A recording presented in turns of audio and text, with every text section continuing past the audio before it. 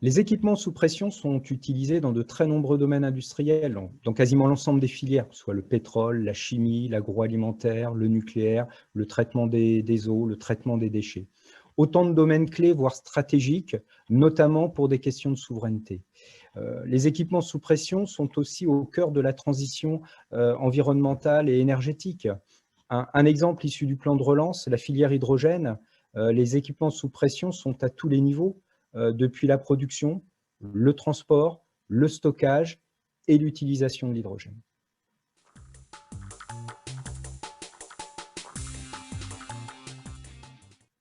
Il convient d'abord de noter que les équipements sous pression sont un domaine très encadré. À ce propos, le CETIM œuvre, à la demande du SNCT, pour intégrer dans les codes les différentes évolutions technologiques.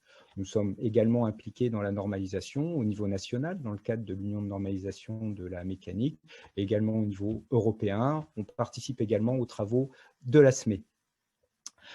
La conception et la réalisation des équipements sous pression s'appuient sur les fondamentaux mécaniciens, on pourrait citer la résistance des matériaux.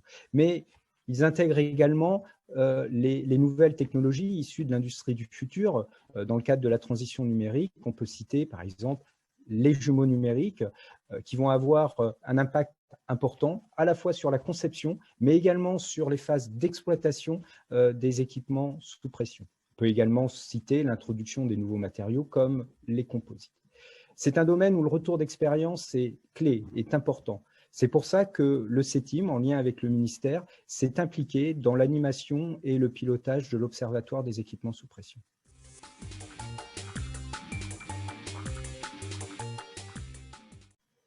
Le CETIM mène des études qui contribuent à toutes les phases de réalisation des équipements sous pression, que ce soit sur les matériaux, les technologies de fabrication, les technologies de conception et de contrôle.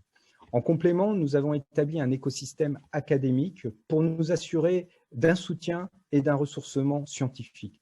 Depuis plus de 20 ans, nous avons un laboratoire commun avec l'école des mines de Douai. Travaux que l'on complète au fur et à mesure en y intégrant par exemple récemment la dimension numérique avec les jumeaux numériques.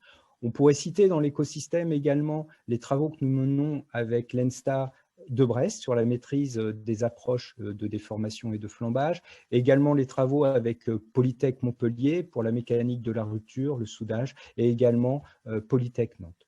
C'est une des missions du CETIM que de fédérer la communauté académique du domaine des équipements sous pression, en lien avec le SNCT, dans un écosystème qui crée de la valeur et de la synergie au bénéfice de l'ensemble de la profession.